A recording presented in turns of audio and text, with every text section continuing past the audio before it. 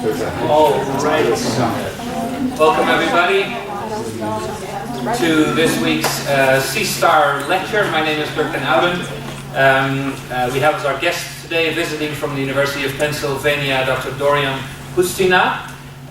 He will be talking about his work on predicting aphasia using a multimodal neuroimaging and integrated framework. So this is very much related to what we're doing here at C-Star as well, using multiple types of input to come up with the best models to predict aphasia recovery and different types of deficits. Dorian received his PhD from the Ruhr University in Bochum in Germany in 2010, and after that he did postdoctoral work at Thomas Jefferson. Thank you very much. And as I said, he is now a postdoctoral research fellow at the University of Pennsylvania. Next week, in 2 weeks' time, December 15th, we'll be hearing from Rajani Sebastian, who is at Johns Hopkins University. She'll be talking about cerebellar TDCS as a way to improve outcome in language recovery. But for now, we'll be hearing from Dorian Pustina. Thank you, Dirk. And we'll just switch back to the presentation. And thank you, Chris, for inviting me here among this excellent lineup of speakers. I guess we are all here because 150 years after Paul Broca described patient 10, we still cannot predict very well the degree of aphasia severity after stroke. And therefore my work recently, and this talk will be about an integrated framework to predict aphasia scores from multimodal neuroimaging data sets. Now before I start, I just want to mention that I have done this work in collaboration with Myrna Schwartz, Branch Kostler, Oliver Funchal-Passington, Brian Vance, John Medaglia, and Lyle Longer, who all at some point have helped in aspects of this project. Now the way this talk is going to go is more or less like this. I'll first explain why we need to move beyond the current methods in a number of ways. And one of the points that I'll make is that we need to move beyond traditional statistics. And I'll propose to use random forests or other machine learning techniques. Therefore, I'll stop for 3 or 4 slides to explain what are random forests and how do they work. Then I'll explain how can we get single-modality predictions, so predictions from each individual imaging modality. And then finally I'll explain how do we combine these single-modality predictions into a final multimodal prediction. Now, first thing that I wanted to mention is that we need to move beyond this idea that a lesion is the most important thing in aphasia.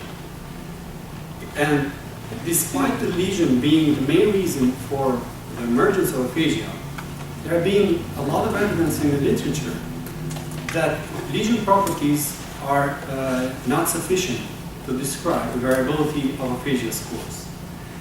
For example, we have seen also from VLSM studies, for example, that there is a lot of white matter disconnections that are important.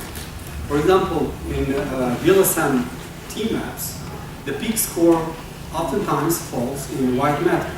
What this means is that the disconnection of white matter tracts might be really important for the emergence of aphasia. It also means that the lesion location is not as important as we think, because tract disconnections can happen at any segment along its tract.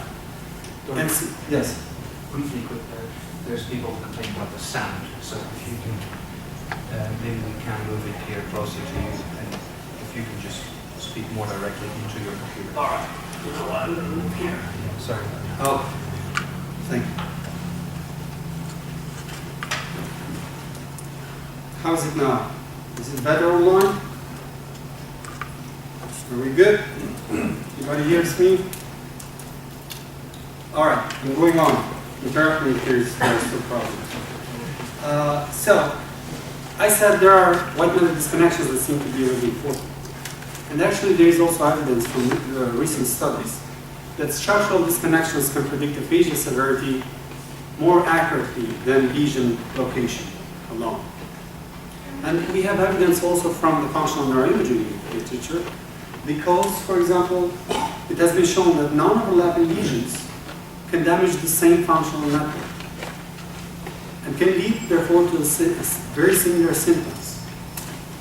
Now, all what this line of research is telling us is that cognitive performance does not depend only on those missing parts of the brain, but also on the structural and functional integrity of the remaining tissue, which can support that functional reorganization that we expect. And to solve this focus of our research only on the lesion, we can actually do some multimodal integration. Now, we also need to move away from a number of choices in how we analyze the data. First of all, we need to move away beyond univariate statistics, because this brings us to two problems. The first one is that we run simply too many hypotheses. We take a hypothesis, we run it in every single voxel in a method called mass univariate statistics. So we don't have one hypothesis, we have possibly 200,000 hypotheses. And the whole concept of null hypothesis testing was not designed to test 200,000 hypotheses at a time. So we also get false positives, right? When we run these tests on 200,000 voxels. And we apply multiple comparison correction methods. But we all know that these methods cannot fully correct for false positives. Now the second problem is this lack of interactions. Because we are considering each voxel separately and running and testing it, we cannot detect interactions between voxels and between brain regions. But in principle,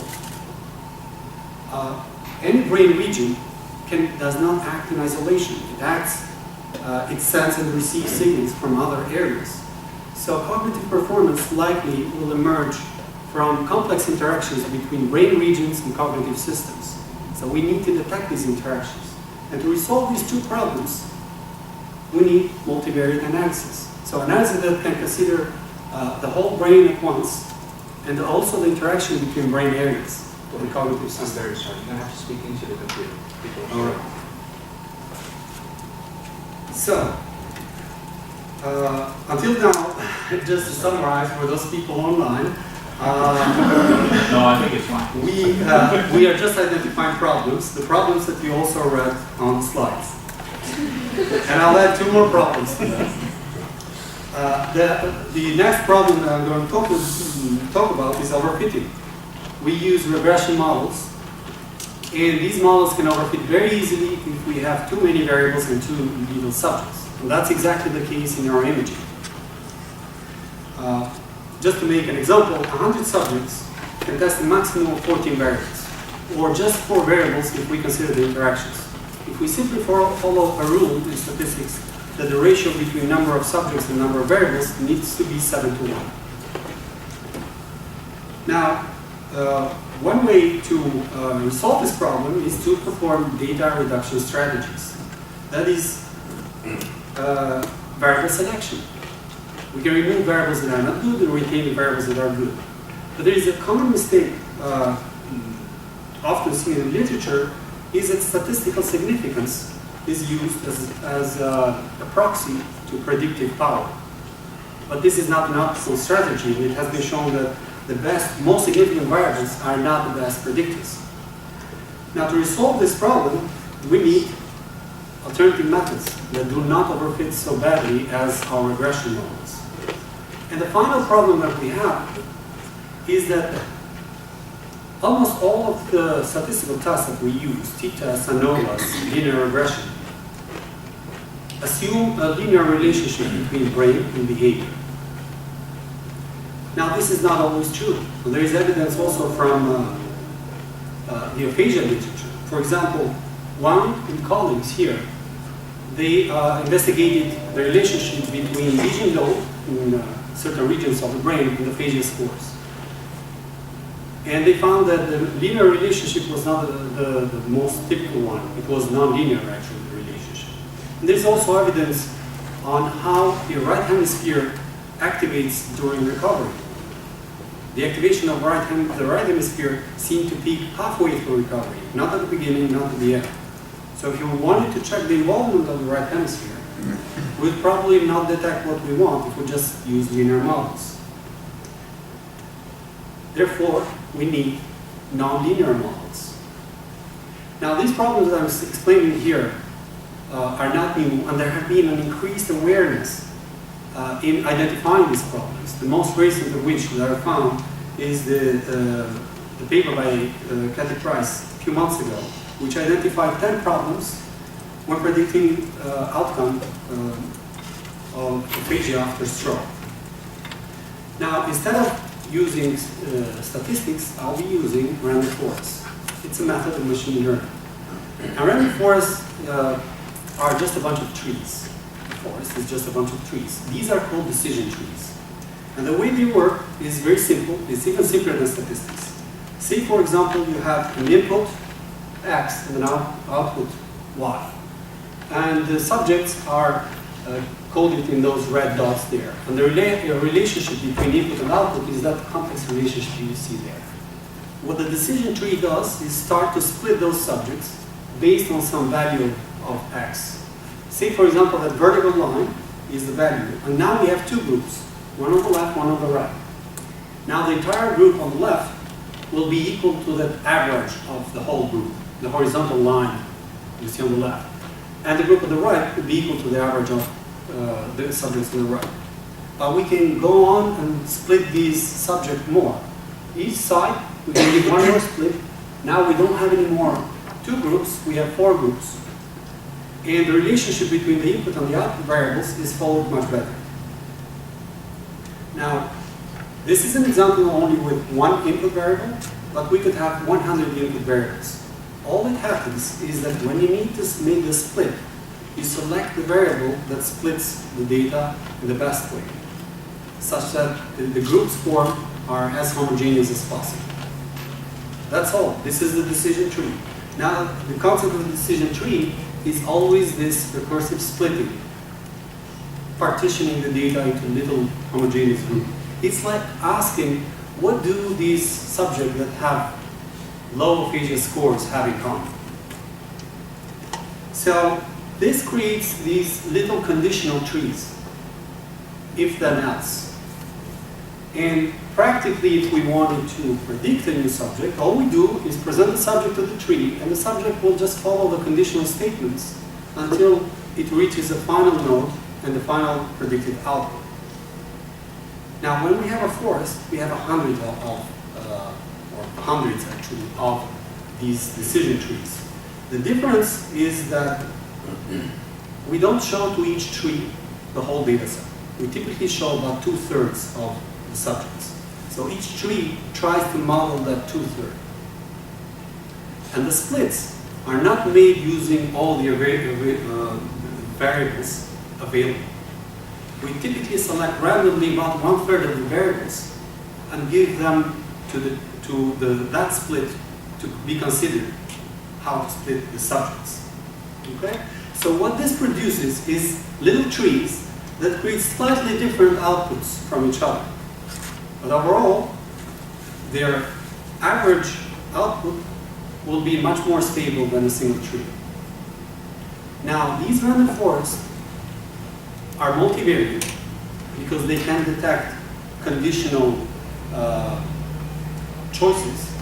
They can detect nonlinear relationships. They have limited overfitting. Connected to the idea of the random forest is this idea of variable importance, which are the variables that are the most important for the prediction. And the values of variable importance simply go on each tree, to compute the variable, simply go on each tree, get the portion of the data set that you did not present to the trees, run a prediction. Those are unseen data, and we have a predicted value.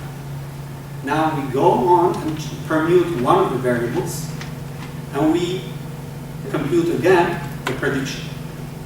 If that variable was being used in the forest for importance splits, the error will go up.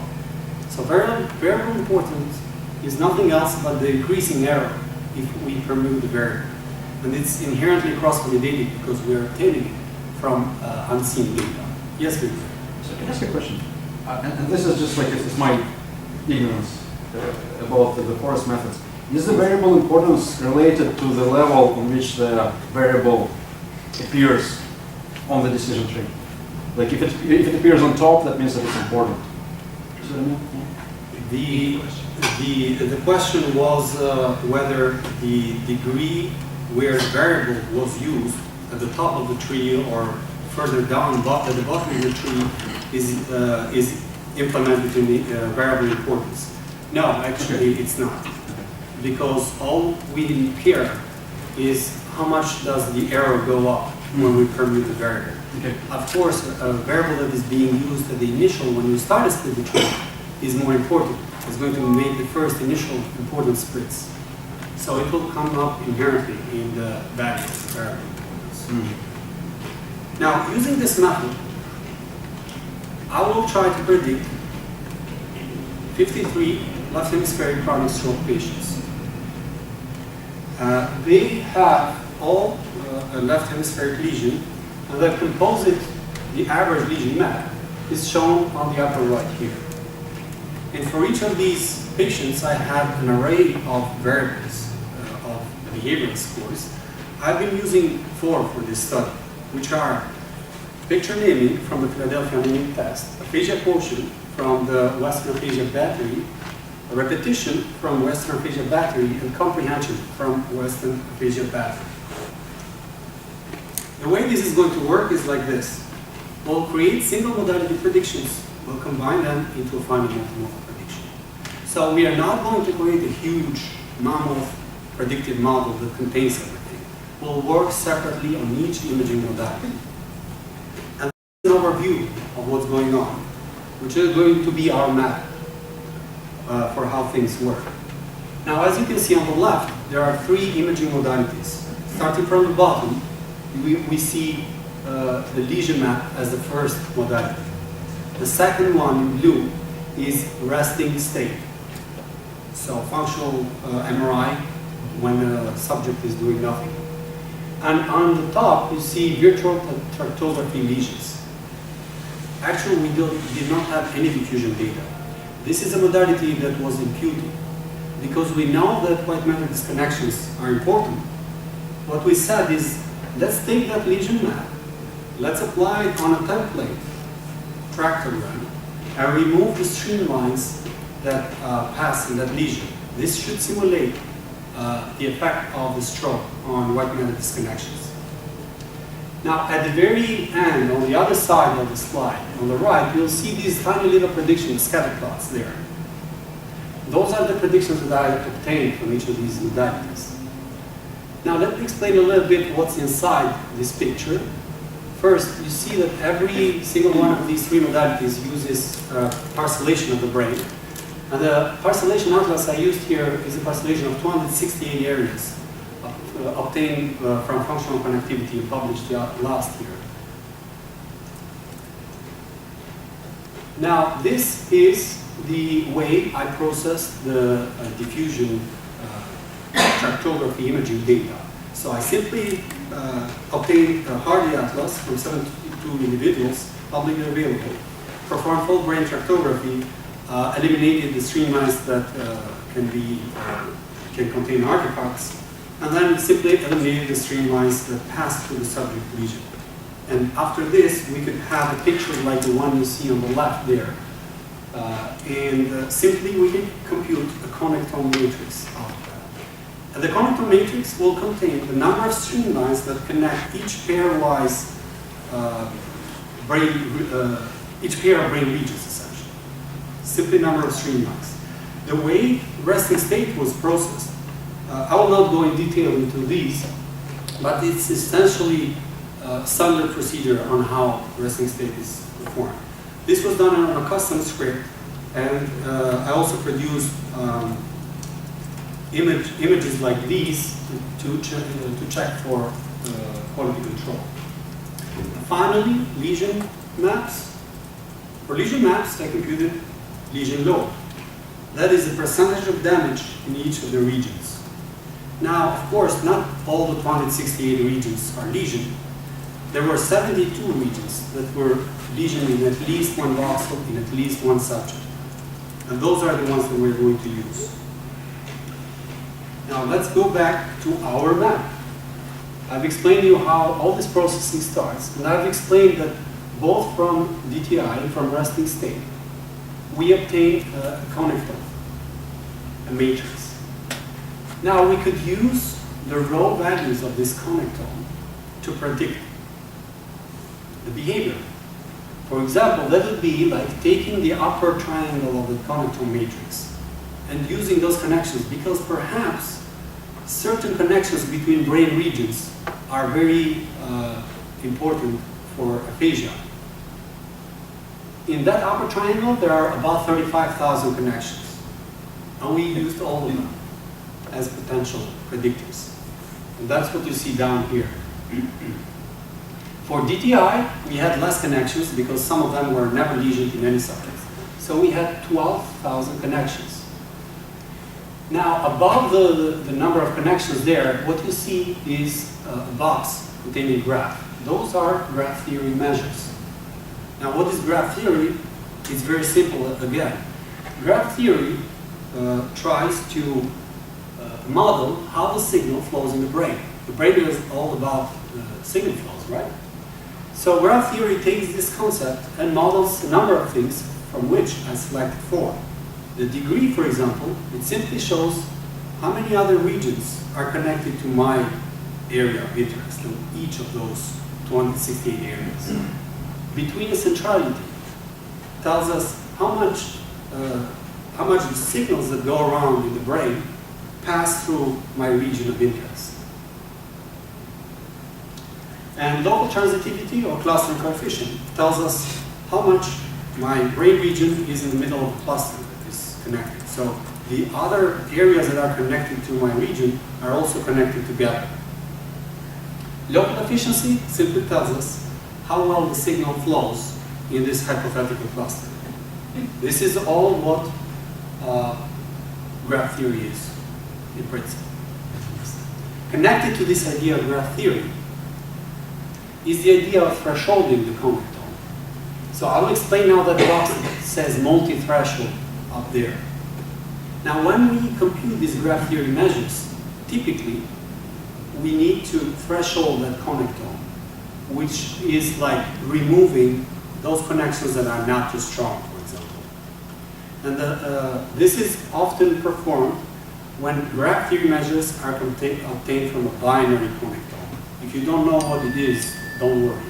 The matter is that my graph theory measures are obtained from a weighted graph.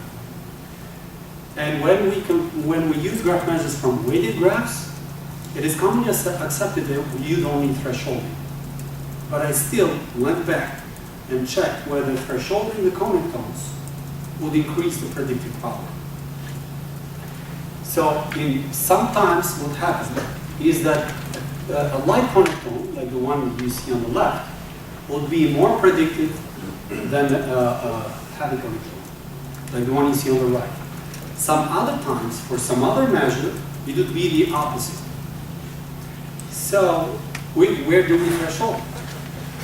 Now, to resolve this problem, I decided to not threshold at all. Meaning that it's not that I will use a connector that is complete, in full. It means that I'll get predictions for every possible threshold, 10 thresholds, from 10% to 100%. And once I have 10 predictions, I can combine them into one final prediction. This is the same idea of prediction stacking. Now you may ask, what's going on? How bad is this method compared to getting the best threshold? And we computed that, and what you can see here, just focus on the last column of these two tables. What you see here is the max threshold is the correlation between the true value and predicted value. And then in the final column, you see the drop or the increase in that value. The drop in that value, when we use this prediction stacking idea, is not huge. And as a matter of fact, for a lot of resting state measures, the correlation between predicted and true values increased when combining multiple thresholds.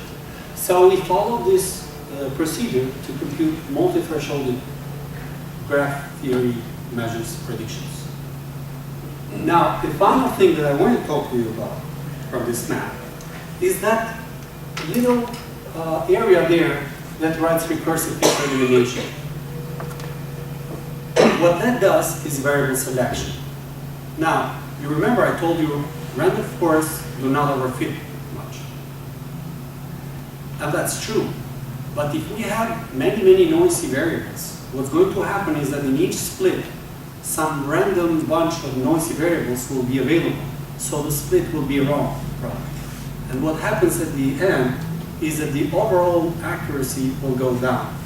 So we still need variable selection to improve the accuracy of the predictions. And to select those variables, I use this recursive feature elimination procedure. This works just like as a backward elimination. And it simply starts with all the variables. You rank the variables by importance, and you eliminate the last variables, the ones that are least important. But differently from a normal backward elimination, this is not done on all the data set. This is done on 90% of the subjects. So it's done with a tenfold cross-validation. And the other 10% is used to test the error of the selected variables. This way, we could find among a series of steps in the variables, the number of variables with minimal error, root mean square error. Okay? So with this method, we found among, for example, 30,000 variables, how many do we need? And all we do after this step is rank the variables by importance and select that number. Let's say 10 in this case. Okay? And to further enhance the stability of the findings, this is repeated 10 times with a different cross-validation split. So this is a cross-validated way of selecting the variables. And the variable importance in itself is cross-validated because it's obtained from out-of-bag data. This means that we have two layers of cross-validations to try to get the best outcome possible. Now, I believe we have completed all this pipeline for DTI, and the pipeline for resting state is just the same. What we get at the end is these mini single-modality predictions. 5 from DTI, 5 from resting state, and we get 1 from lesion-low as well. So we have 11 predictions. We can combine these to get one final multimodal prediction. Let me give you an example of those scatter plots. The little scatter plots are those from the single modalities. And the bottom one, the big one, is the one after combining all those above together. And you can see even by eye that the combined multimodal prediction is more accurate. Yes, Victor? How do you combine predictions? Do you just average them? No. We just feed them to another random forest model. Layers. We go in layers, like the onion. Okay? Now, this is only one example. Now, imagine that I can do this 20 times, each time with a different tenfold split. So I obtained 20 correlation between true value and predicted value. Once I have that, I can see the distribution. Let me show you that distribution for all 4 behavioral scores. Now what you see here in the x-axis are the listed single modality predictions. On the y-axis, we see the correlation between true and predicted values. And box plots are colored by modality. Orange for DTI, blue for resting state, and gold for lesion-low. Now what's interesting is that if we combine these, we get the box plot that is in red on the right. which is constantly better than any of the single modality predictions. And we could actually run a statistical test to see whether this is indeed the case. We ran a pair-t test. And what we see here, for example, is that let's say take naming, the multimodal prediction produced an average correlation of about 0.82. The best predictor, single modality, was DTI local transitivity and produced a prediction of 0.78. The gain is not huge, but it's systematic, it's there. And this was observed for 3 of the 4 variables, while one of the variables, behavioral scores did not reach significance, but there was a trend there. Now, how does this compare with existing methods? There aren't a lot of studies in the literature. Now, perhaps the biggest study is the one by Tom Hope, who achieved an accuracy of 0.77. Grigory Yurganov here, he had more subjects again than I did, but less than Hope, and achieved correlations between 0.52 and 0.72. Then Husayevsky more recently achieved a correlation of 0.75. Now, compared to those, the outcomes that I'm getting from the multimodal predictions are higher. But there are 2 things to consider. So I have 2 news, one bad and one good. The bad news is that I am running variable selection on all the subjects, despite using those layers of validation during recursive feature elimination. All the subjects are in the game. Proper prediction would require that we train a model only on the training set, which never sees the test set. So to run that in our study is kind of computationally expensive. It needs 830 recursive feature elimination just for one split.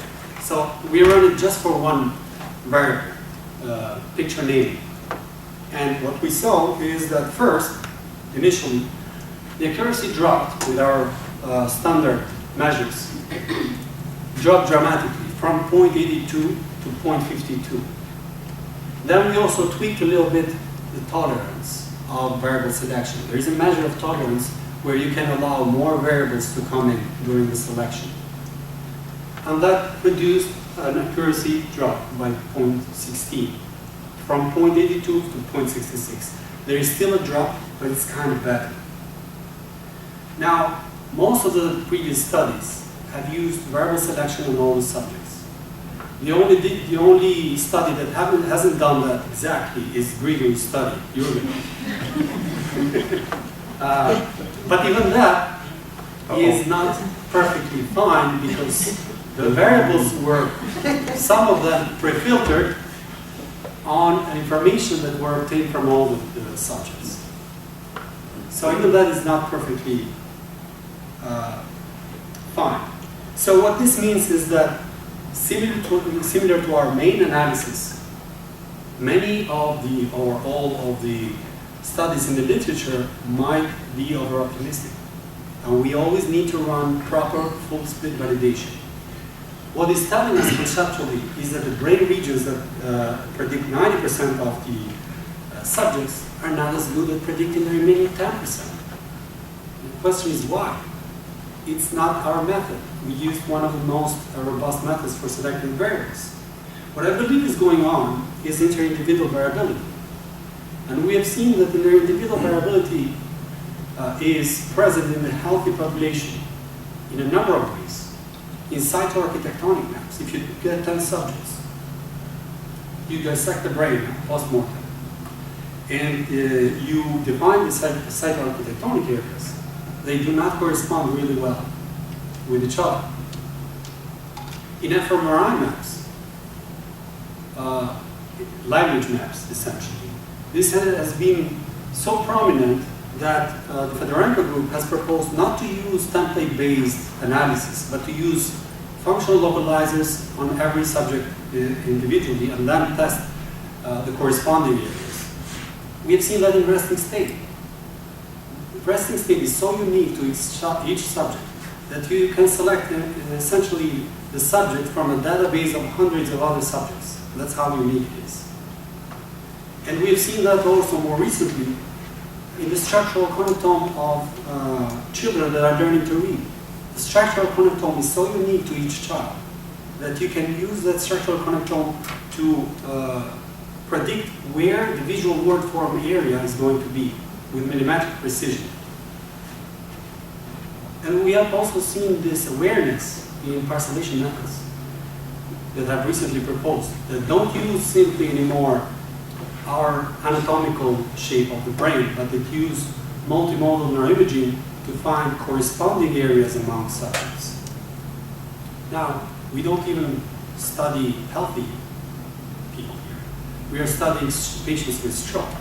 And in our case, even the lesion size and location is highly variable. And as shown by Tom Ho, even the post-recovery curves are highly variable from subject to subject. So this was the bad news. The good news is that maybe we can get some of the data out to recover topological information about the areas that are contributing to the prediction. And now we're using a very new method, random forest, run on regions instead of voxels. So we were looking initially for a method to the gold standard. To what do we compare? How do we know that the results that we are getting really make sense? To do that, we compared our results, the brain maps of the regions that are contributing to the prediction, with simple voxel-based lesion-to-symptom maps. And when we did that, visual inspection showed that a very high spatial correspondence between the two. So this gives us confidence that actually we are going the right way. Despite the two methods being very different in nature, one on voxels, the other on regions, one nonlinear, the other linear, one multivariate, the other univariate, we are getting kind of similar results, and the data are the same. The input data are almost the same. So this may mean that we might be able in the future to move a little more away from inferential brain mapping towards predictive brain mapping. Now, the last thing that I want to show you is that we could do the same thing on the connections. For example, what you see here are the connections used for the predictions of picture naming. 160 for UTI and 800 in this case for resting state. And in blue, in red, are those connections that start or end in an area that might be lesion, in one of those 72 areas. In yellow are connections that have nothing to do with those 72 areas that are lesion. Okay? And we can see that in for aphasia quotient, and we could see this also for repetition, and also for, well, it's comprehension. It's just wrong written above, but this is comprehension. Okay? Now, I cut a bit short. Hopefully, people that are connected in remote will be helpful. So I'm approaching the end of the talk. What I wanted to conclude here is that this STAMP framework, STAMP stands for Stacked Multimodal Predictions, can give us enhanced predictions. If we do multimodal integration, multivariate nonlinear machine learning, and prediction stacking, all concepts that we typically don't use in science, but that actually can help us a lot. There is another advantage of this method, is that the method is model-free, so we don't need to predefine whether the brain behavior relationships are going to be linear or non-linear. It's modality-free because we don't need to establish which modality is the most important one. We are getting constantly the best prediction possible. And it's also threshold-free for when we compute graph theory measures, which has been a problem for years now on how to define the best threshold. Now, one problem we solve is that inter-individual variability is there, and we need to take that into account. We probably need to search for new tools that can capture this inter-individual variability. instead of suffering from it. Now, we could expand this framework in a number of ways. We could put more modalities in it, but there is a huge limitation that this method was tested on chronic stroke patients. So we need to test the method on longitudinal data. The key word for the future development of this method would be to use longitudinal data. After all, the final aim of many of our projects are the long-term predictions and helping the clinicians help the patient. Essentially, this is all my talk, and I just want to thank you for your attention.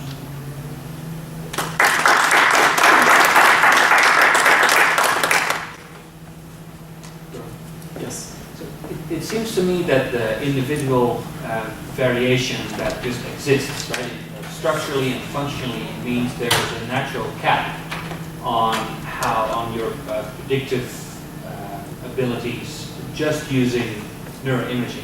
So how hard or how easy it is for this method, using the random forest, to include other types of data, so behavioral data from other tests, to predict other behavioral outcomes? It's not hard at all, because in the game, this game, let's call it, of the prediction, all you are adding is one other predictor. It can be the baseline score, or it can be another modality. It doesn't really matter. And I believe, this is kind of conceptual framework, but we could also envision this framework being dynamic, in the sense that if we have 4 modalities, we use those 4. If we have 3, we use those 3. We build the model on the fly with those 3. So it can be also more flexible in that sense. There is nothing special here about neuroimaging. It's just a bunch of numbers getting in the model.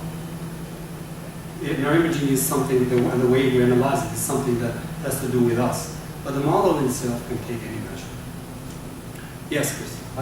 My sense of this individual variability is, in theory, here you have these fixed spatial regions of interest you're using, and you think, in one sense, the resting state should show you where that individual's modules are to a certain extent. The diffusion fibers.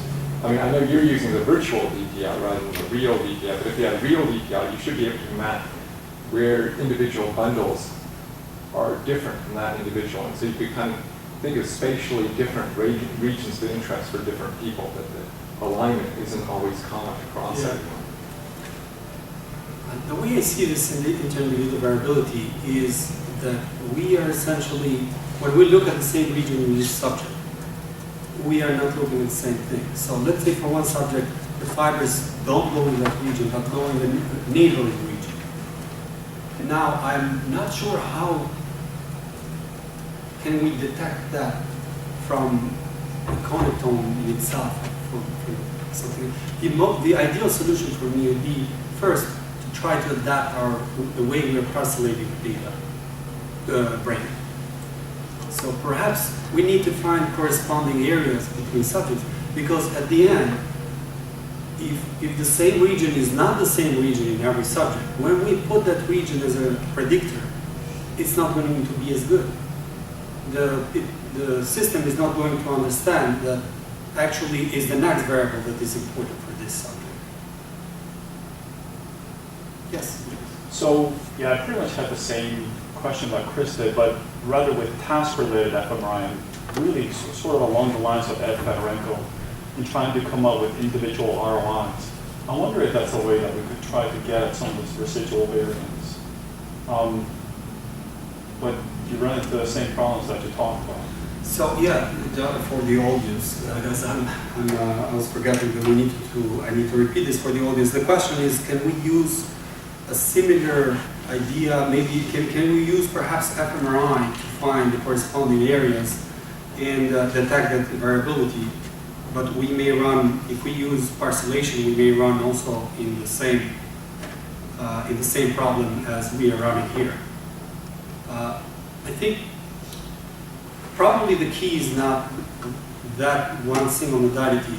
Probably the key is the combination of modalities as shown in that recent Glasser paper. They're running brain parcellation on multimodal data sets, and they are kind of adapting where a certain region should be for every subject. So I think fMRI can be useful, but maybe together with other modalities. The problem is that with these data sets, with stroke, there are probably so many anomalies that where is the corresponding of one subject on the other subject? It might be difficult. Yeah. You talked about longitudinal data. I mean, what we find in our data is that just the baseline behavior is a very strong predictor of long-term outcome. Yes. And probably eventually, I mean, that's all that patients care about. That's what a clinician cares about. What's going to happen to this person? We want to understand how the brain is organized to support speech and language. But so for us, I think that really the behavior is the most important thing. And perhaps we can add something with the neuroimaging data. Yeah, indeed. For the audience online, what Julius just mentioned is that baseline is probably one of the strongest predictor of longitudinal outcome. And neuroimaging maybe can add something to it. And I totally agree. There's something I didn't tell you. What I didn't do this here on purpose is including other demographic variables. The age and the months post-stroke. And that is because I had run some preliminary analysis on the same data and using random forest and only the lesion. This is stuff that I presented at OHBM. And when I did that, I noticed that adding or not adding these clinical demographic variables made no difference at all, at least not with random forest. So I thought, okay, let's cut this part out. We can still add that later. But what I just showed you is an outcome purely on neuroimaging data, which I think it's depressing on one side because we're not using variables that might be important, but I don't think they are, at least in my data set. And on the other side, it's interesting to see that finally we can get out something only from neuroimaging. Yeah. So I would say that I'm not surprised to hear what your results are, but I've always talked to Chris about this, that the lesion location is almost like a statistical sledgehammer. It predicts so much of the variance with just when you're trying to predict individual behaviors. Yes. Yeah. Location and size. It really predicts so much. You don't show you show surprisingly low correlation. Exactly. Lesion volume. I'm shocked by that. So from my data, lesion properties are not the best ones. Perhaps because these others are exceeding it. But the lesion properties in itself, the size is just that little bar that you see there. This little bar here is the size on each graph.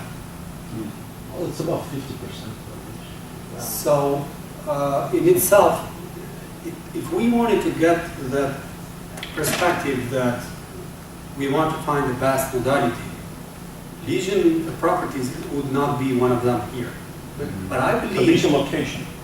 Or lesion location. But Location and size, they are not so strongly. I guess one thing that I wonder about your data set, are all these people who volunteer because they have speech and language problems, or are there a good number of controls of people who have had strokes who don't have issues? Because I wonder if one of the things you aren't seeing in the lesion volume is everyone says, I'm coming because I have a problem, and therefore they all have pretty large strokes and they all kind of have a language network. Yeah, no, there are no non-aphasia here. These are all patients with aphasia. So it would be great to complement the data set with those subjects as well, that have a stroke but don't have aphasia, but they are not here. I mean, the main point of this framework, more than selecting the best modality or trying to compare, is that if we could combine the data, we can come up with something better than any single modality. Yes, Ricky? And it's a comment rather than a question, but it's just like I would like to mention that the beauty of the random forest method that you use is its robustness, and it's the fact that it doesn't care about the exact type of the inputs. You know, you can mix numbers and categorical variables. You can mix binary variables, behavioral, demographic data. It does not care. It's sort of like it just figures it out by itself. So it makes combining all possible types of data pretty much trivial. Yes, so for the people online, Grigor was saying that random forests have the advantage of combining multiple types of data and not making any assumptions about the input of the data. So like the assumption of normality and other assumptions that are made in normal statistics. Is there any other question online or something like that? Nothing My online. input? Wasn't it? Oh, we have viewers, but no question. Yes. In random forest, how many variables do you have that you can adjust to change the performance? The question is, in the random forest, how many variables do we have to adjust to change the performance? Three parameters that you adjust. Oh yeah. So in random forest, this is the other good thing, because differently from support vector machines, it's more, you don't need to select a kernel, you don't need to select a C value. So what you need to select is the number of trees. And typically, the default in the packaging, the R package, is 500. But that's not a parameter that changes the result by a lot. Perhaps 1,000, maybe. So the stability goes up quickly from 1 tree to 10 trees to 100 trees, but then it starts to plateau. By 500, you're as good as 1,000 probably. That is the only thing. We can do also different things, and as a matter of fact, I haven't done it, but I've thought about it. One of the things that can improve performance is that when these trees split the subjects, they start to go down until a minimal number of 5 subjects. And what that creates is that the last 5 subjects average their value. So people that are way down, that are alone there with very low scores, typically are not well predicted. Let me take this example so you can understand. Now, do you notice here, for example, that the subjects are not well predicted? Because actually what's being done is that these last 5 are averaged at about this value. Okay? So random forests have this weakness that they cannot go beyond the range of the data they have seen. And to improve that weakness a little bit, I could tune down the final node size, how many subjects in the last node there can be. And if I put it from 5 to 2, I can predict better these subjects at the very end of the range. Yes, please. I mean, you talked a lot about getting away from linear things. So I'm thinking with this random forest, with each partition, are you choosing as its weighting essentially the mean in that partition, or do you choose a I mean, wouldn't you think maybe like median or something that's maybe not as influenced by outliers that work better? It's interesting to think how you choose these partitions if you start doing very kind of by default is the parametric. By default is the mean, and there are trees that do that go in each partition. And instead of getting simply the average of those people, it runs a little regression in there. But those are another type of trees. And from my understanding, they haven't been shown to be better than this way, than random forest itself. Yes, we do. Sir, I'm looking at this plot, the PMT correct from resting state, yes. Resting state map, yes. And it's a beautiful correlation, right? It's like 0.78, right? But it's very bad. But it's a bad prediction, right? Yes. It's because correlation doesn't care about the scale, right? And Exactly. like random forest, it looks like it really flattens it, right?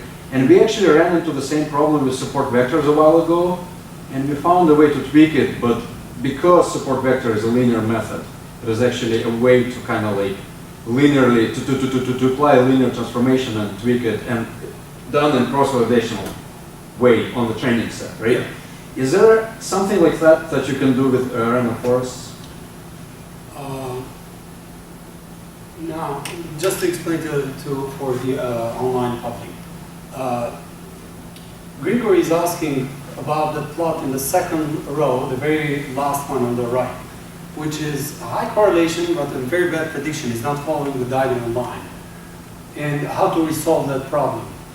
Well, first, we're talking about correlations, but correlation is not the best measure for prediction. Yes. Its root mean square error is a better one. Mm-hmm. And I haven't used that here. Root mean square error depends also on the range of the data, so it's very difficult also to compare with previous studies. It becomes overall more complicated.